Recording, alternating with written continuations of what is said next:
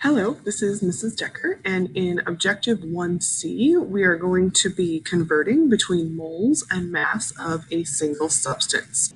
All right, so in order to be able to convert between moles and mass, you need to be able to calculate the molar mass of a compound. So I want you to pause this video for a minute and calculate the molar mass of the following two compounds.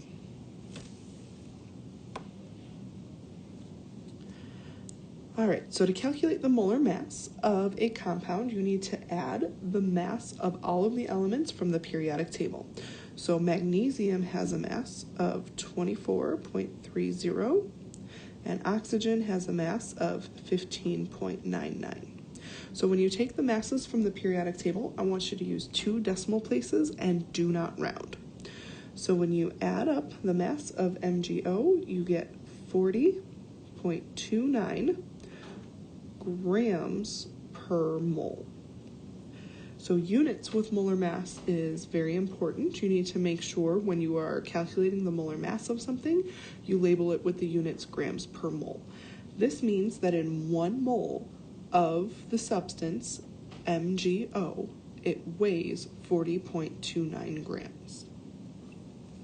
So to calculate the molar mass for AgNO3, add up the mass of Ag, which is 107.86, plus the mass of N, which is 14.00, plus the mass of 3 oxygens, which is 15.99. So when you add that all together, you get 169.83 grams per mole. So now we're going to use the molar mass to calculate moles or mass of a substance. So this is in your packet. This is Mole Island, and this is a visual representation of everything we can do because of the mole quantity.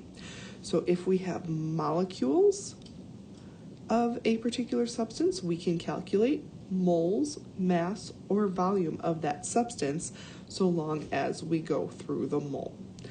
Now, in this class, we are not going to focus on volume, so we will not calculate any volumes. We are just going to focus on molecules, moles, and mass. Now, you will not be able to use Mole Island on your quizzes or tests, but it's a starting point for you to understand how these conversions work. So in this video, we're going to focus on this relationship right here, the relationship between moles and mass. And we already know that 1 mole of any substance equals its molar mass from the periodic table. So we'll be using that conversion to help us. All right, so in these 2 practice problems, we're going to be given amount of moles, and we want to calculate mass in grams. Okay, so the first example problem says how many grams is 2 moles of beryllium. So you want to start by underlining your given information, which is 2 moles of beryllium, and putting a box around the information we're trying to find, which is grams. Okay? So if we're going to be converting between mass and moles, we need to start by finding the molar mass. So 1 mole of beryllium is equal to 9.01 grams of beryllium. And again, I found that mass from the periodic table. So now that we have our molar mass, we're going to start by writing our given information, which is 2 moles of beryllium, and writing a T-chart. So now we're going to use the conversion factor that we just found to convert from moles to mass.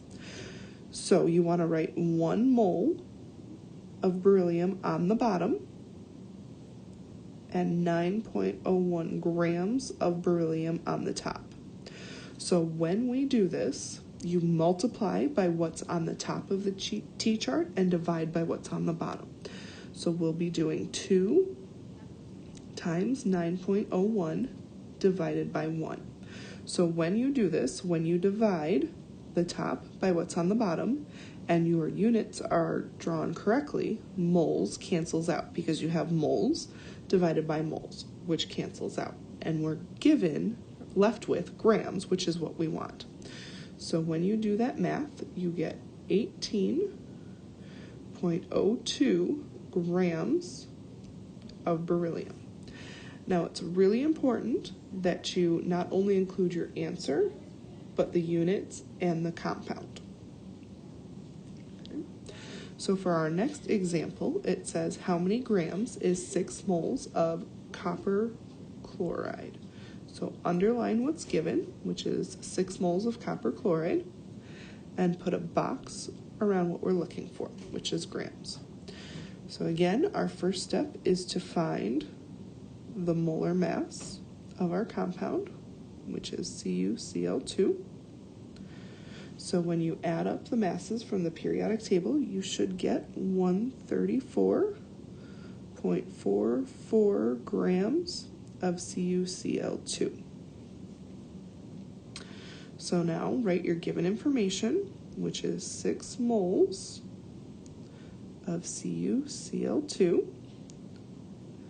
Draw your T-chart, and we're going to write our conversion factor. Again, we want 1 mole on the bottom of CuCl2 and our molar mass on the top, which is 134.44 grams.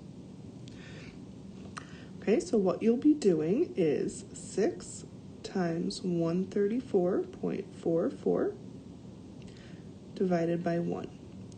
So when you put that in your calculator, you should get 806.64 grams of CuCl2.